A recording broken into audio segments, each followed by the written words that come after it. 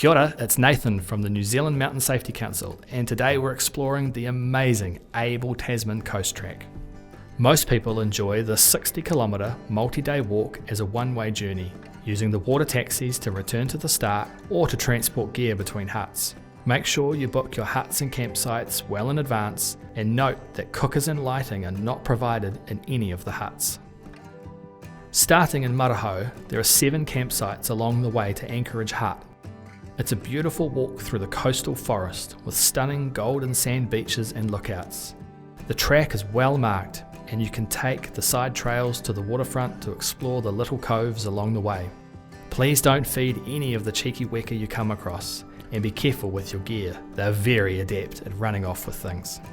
Check the tide timetable before you hit Torrent Bay Estuary, which can only be crossed within 2 hours either side of low tide, or plan to take the longer all-tide track around it.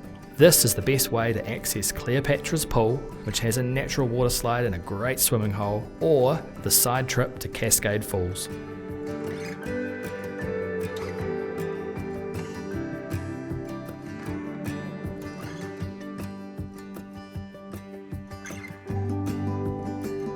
Leaving Bark Bay Hut, the track rises up one of its steepest climbs before descending to Tonga Quarry and the beautiful Onatahuti Beach, which is the longest on-beach section of the track.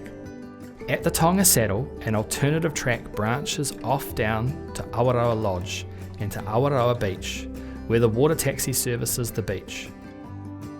The main track heads up Venture Creek Gully, then arrives at Awaroa Hut and campsite. The Awaroa Inlet can only be crossed at low tide, as there's no bridge or alternative route around it, so you must check the tide timetable before you depart. You can only cross within 1.5 hours before and 2 hours after low tide. The best place to cross is marked by large orange triangles opposite the hut, but conditions can change, so it's a very good idea to chat to the ranger in the hut before you cross. Tōtaranui has no hut, only a visitors centre and a campground. The campground is especially popular in summer, as it's the only area in the park accessible by road. If you have booked a water taxi back to Mārahau, it will depart from here. Some parts from Tōtaranui to Whariwharangi are steep, but you will be rewarded with great views at the top. The track between Tōtaranui to Gibbs Hill is shared with mountain bikers between the 1st of May to the 1st of October. From Whariwharangi Hut, the track climbs inland to a saddle overlooking Wainui Bay, the highest point on the coast track, before continuing to Wainui car park. Water taxis are not permitted to run any further north than Tōtaranui, so visitor numbers are limited in this area.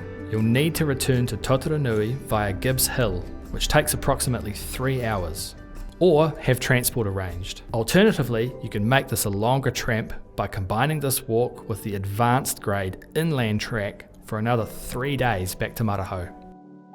Check out Plan My Walk. There are heaps of great reviews from other hikers and trampers to help you plan and prepare for an awesome time on the Abel Tasman Coast Track.